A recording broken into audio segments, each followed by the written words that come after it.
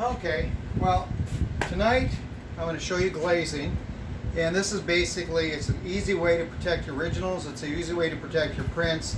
I've been glazing giclés for the since I started about 20 years ago.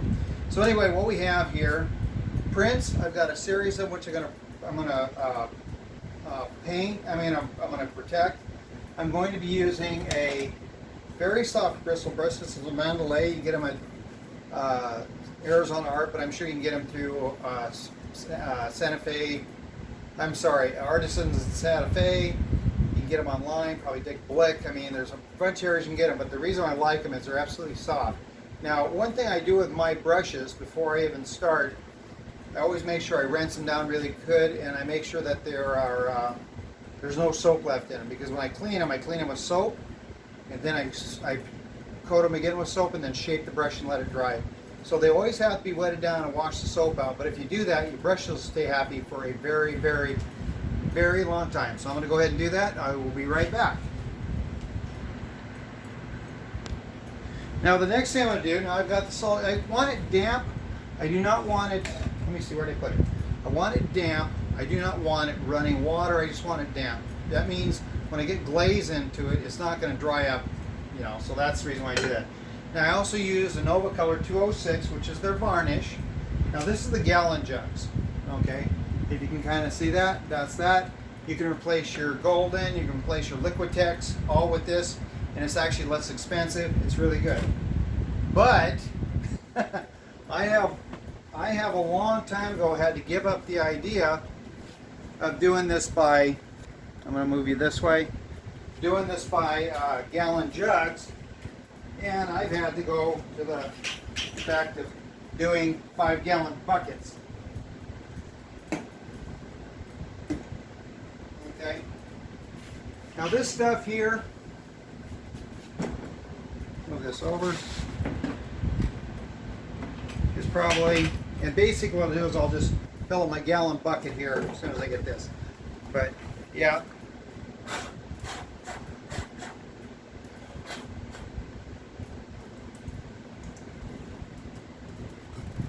Oh shit. Oh, hold it. Okay.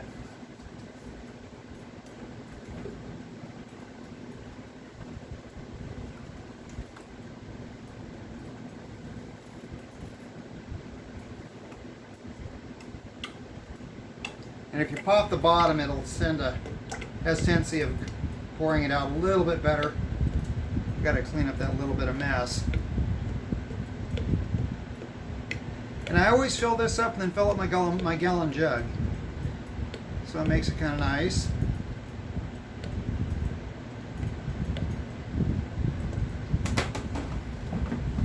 This is always a pain in the ass. So you want to wipe your container down. Put this on, you'll be fighting with this the entire time. Put this down. I'm done with that. That'll be enough to do all my prints. Hold on, I gotta clean up a little mess. Now that I clean up that mess, sorry about that, I gotta go on to coating these. Now typically, and I do this with all my prints, I also have developed a series of hangers that you can use. Let me see here. Like this right here. I just cut my 1x2, about 36 inches, and then I set my about like so. That way, then when I'm done, I can just hang them. Makes it simple. And there's lots of different ways of doing that. You have to determine what's going to work best for you. I'm missing a hanger. Geez, I'm missing everything. Hold on, I'm going to be right back. I gotta grab one.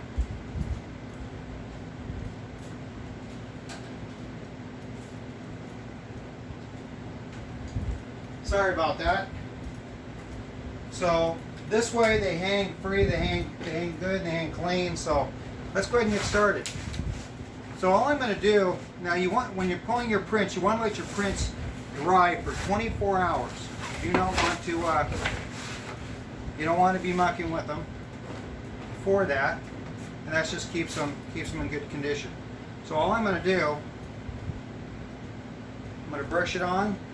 I want brush strokes in here because I just like the way it breaks down the light and the reflections become so much better. Now my prints are not signed, when I'm printing them, I don't sign, they're not signed on the print. I sign them after the varnish is dry. And you want to brush this on even. You don't want to leave little stroke marks, and you don't want to let it have too much buildup, because if you do, you'll wind up getting some bloom on your glaze. You want a flat surface. Sometimes plants get in the way, so you got to make sure you deal with that. I don't know what's underneath here. There we go. As you can see, I'm just basically coating this. It'll have kind of a milky look to it. So if you're ever used to using Golden's varnish, same exact thing. Okay? And if you get any schmutz in there, basically just clean it off. And you can see it pretty clear.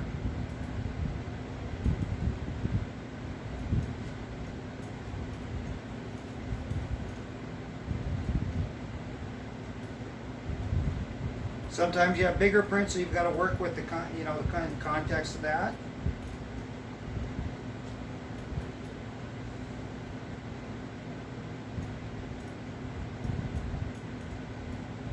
And then what I'm going to do, I'm going to turn this, because I got my plant here. Give me a second. And there we go. I had the plant too close to the work. So now I can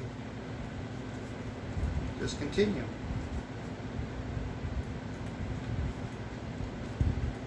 And I don't know, I've done it this way. If you have a large enough table to glaze and varnish, perfect. I've just been working this way. I've got so much work, and so the pieces are such odd sizes that I've just got to use to working in different areas. Gee, man, I can't talk tonight either. So now once you coat these, you can't do a double coat if you feel like it's not thick enough, and you want to let it dry. It takes about 2 hours for it to dry. And this is Novaplex 206. It's a great varnish. It protects the work. I've had it on my work for, about 10 years now. It's about 8 years, I'm sorry. Now, can you work over top this? Yes, you can. If you want to do some more work, who says you can't work over top of varnish? Remember, this is an acrylic varnish, so you can do that.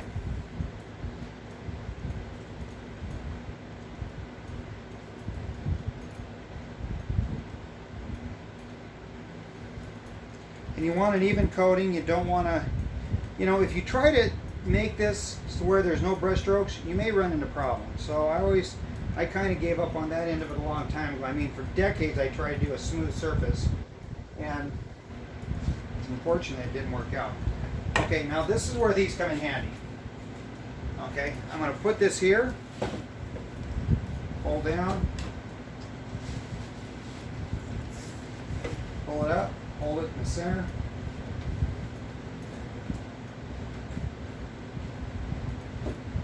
There's one side. And then all I do is now I can take it and hang it. And makes those curtain racks, you can kind of hang them on. So I'll probably show you that later, but right now I'm just going to take it back so I can do another one.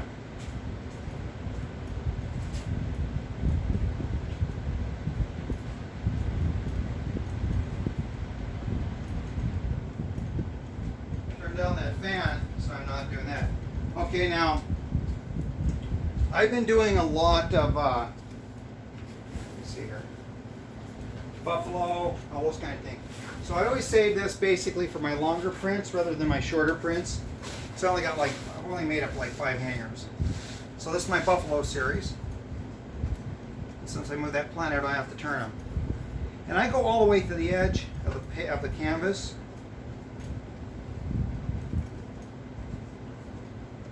And what this varnish also does, any varnish will actually give your work a very beautiful look. That's one thing you want to keep in mind. You know, what is the purpose of the varnish beyond the idea of protecting the work? Okay? So keep that in mind when you're varnishing, you're doing anything, that the idea being you're protecting the work. But what else? Here's the question of the day, guys. How many people know about light optics?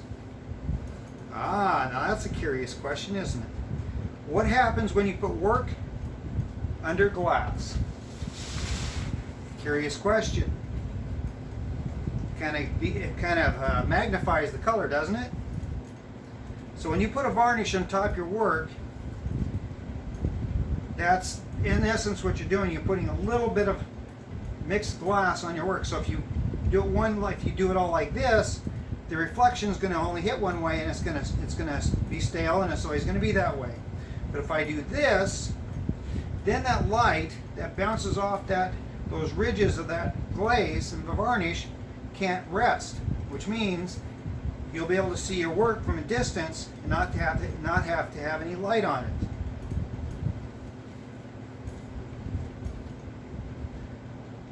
See what you're learning here? It makes it so much fun.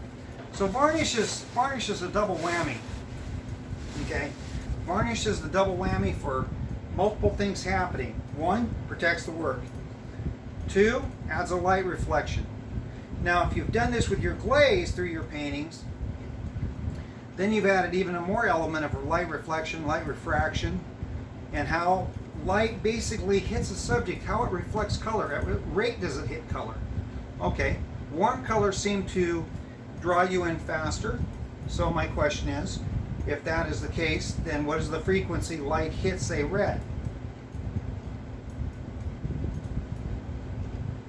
And I will bet you it's a higher frequency. You know, whatever one hits the retina of your eyes first. Okay? So, and you don't have to be a scientist to understand it. You just have to be someone who's willing to do the research and understand it. And just understand optics, how understand light reflection works. How just to understand these little elements that makes your work better than everybody else's. Oh my God, he said his work was better than everybody else's. No, I did not say that. I said your work, not mine. My work is exactly what it is.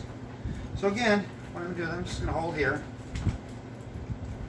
So it kind of controls that so I don't lose it. Make sure it's there. Make sure it's there. And that way I can go hang the work. Be right back.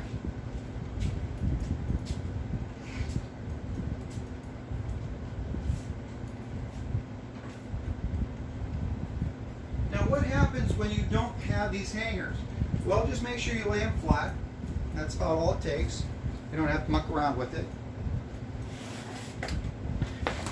And I've been, like I said, I've been varnishing like this for a very, very long time. Make sure your prints are clean.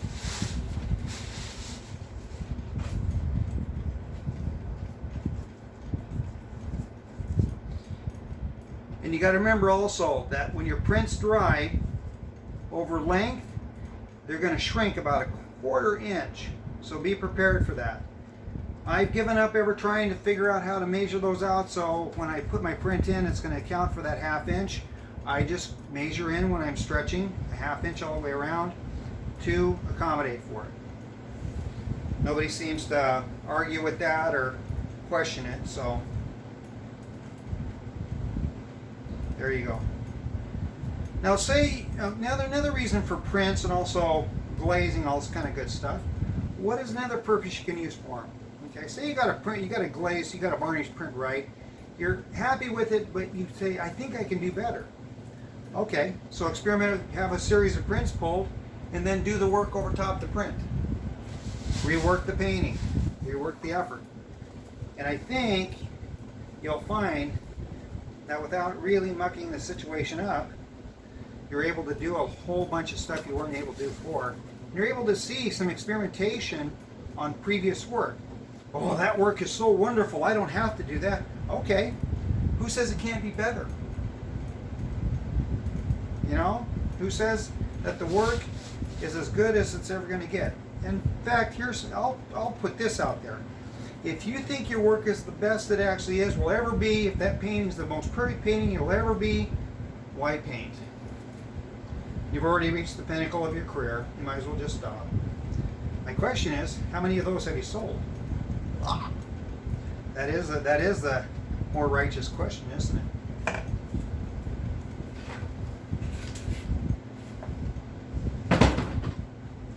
Well, this other one doesn't have the... I stripped these. I took all my bulldog clamps off here for my boot. So I'm going to start laying them on a flat surface in my bedroom. So I'll be right back. Hang on.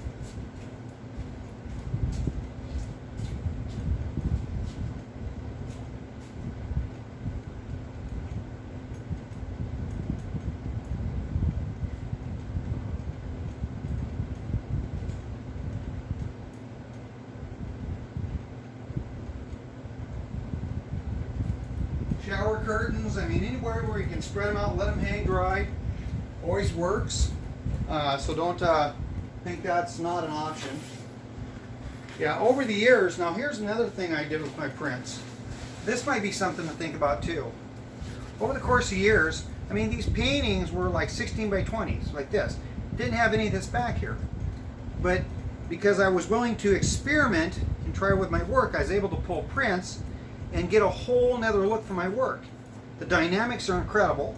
People respond to it in a very unique way, and they sell like hotcakes. So by experimenting with that, putting them out there as a tester, now if I wanted to do paintings like this, say 20 by 80s, right? Do this about 20 inches a subject, now all of a sudden I've got another market.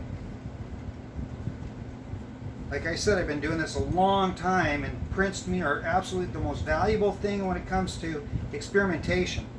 You run into problems on a painting, stop the painting, take a picture of the area you're having problems with, go down and have a print made of it, have it done on canvas, varnish your canvas. Once you varnish your canvas, then I want you to go in, I just want you to let that dry, and do all the experimentation on that section that you printed. Don't go back to the original because you're just going to muck it up. It saves you a lot of frustration when you do that.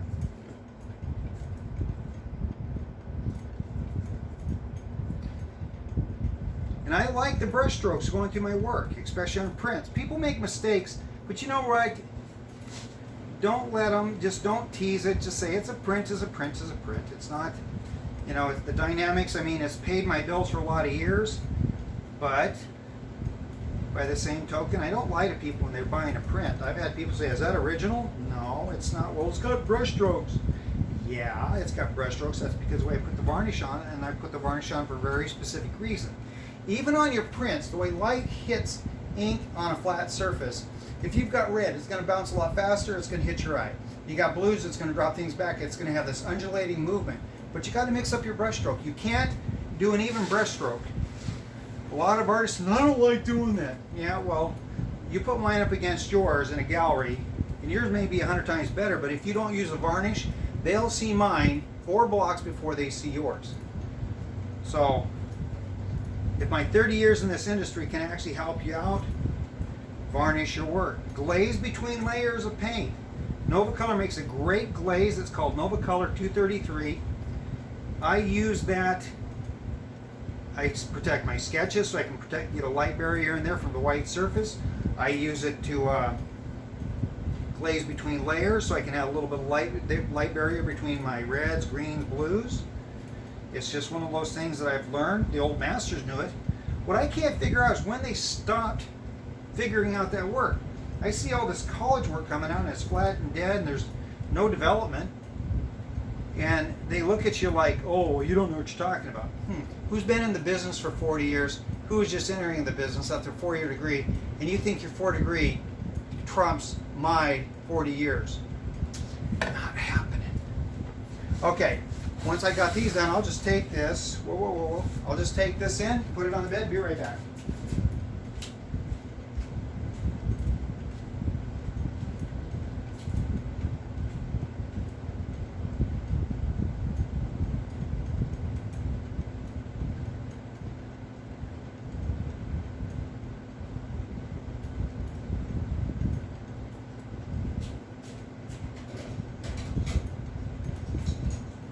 Found two more of these.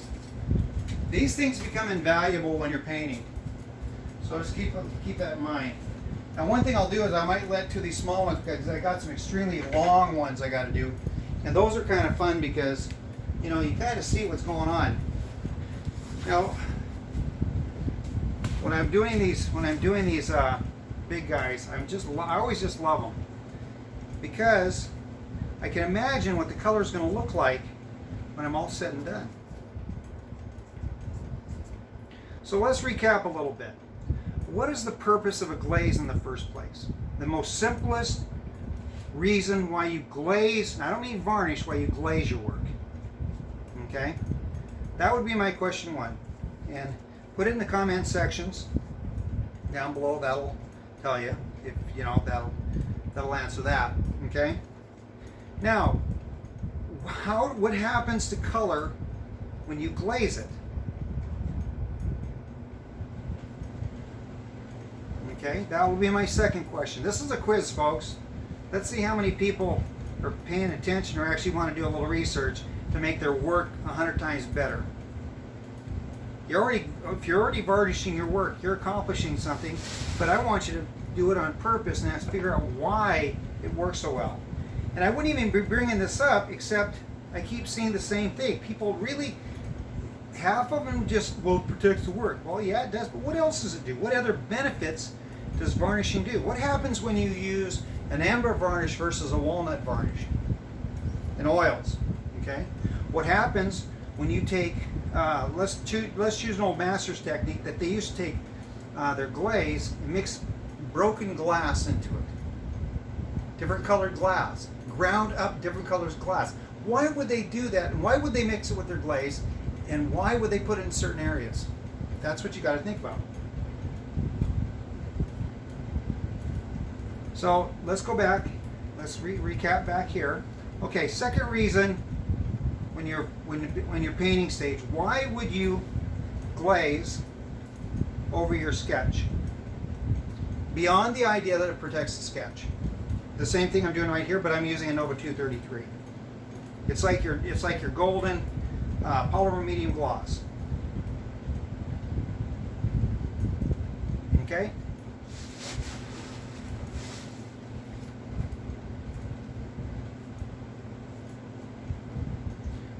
Okay, so if I'm now here's the quiz. If I'm brushing my strokes like this, what's going to happen to light when this dries? Okay, what's going to happen? How's the light going to hit it?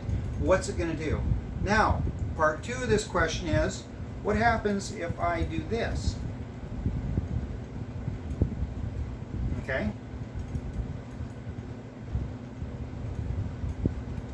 This is going to be a long video, so just, bear with me, because I think these are important elements that need to be talked about, because I'm still running into a ton of people who really doesn't appreciate the value of varnishing and glazing, or varnishing between layers, or glazing between layers of paint.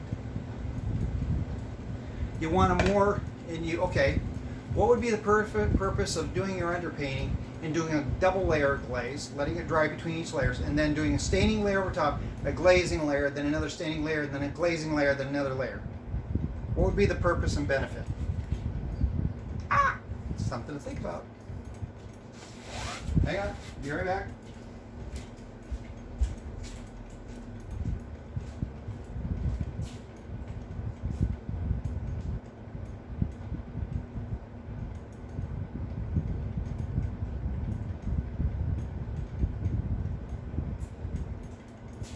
All these things I'm talking about are so very important for the development of your betterment of work. Okay?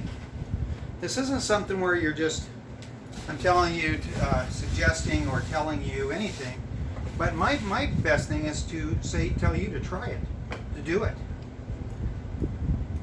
And that way you're going to know the difference. Take two prints, one exactly the same. Okay? So you got two of the exact same prints. Glaze one, study it. Or actually, do a few prints, because the first one, you're going to glaze over it and you're going to do this. You're just going to try to do it on purpose. These are throwaways, so don't worry about it. The second print, you're going to do this. You're just going to mix it up, see what happens. And then the third print, don't glaze at all. That's like putting no varnish on your originals. Okay? What do you see happening? And you're not going to just be able to look at it right away and go, oh, I see that happening. No, you have to study it, which means you've got to stop, slow down, take a break, put it up on your easel, study it. Side-by-side comparisons, and critique each glazing process to see exactly what it has accomplished toward your work. Now remember, all three can be applied to any work. You just have to work it to where you understand what fits best for you. Now myself, glazing under my underpaint, glazing my sketch is important because it causes a light reflection to that white canvas, basically reflecting back up. All colors reflect back up. Put that on black and see what happens. Yeah. You really don't see anything.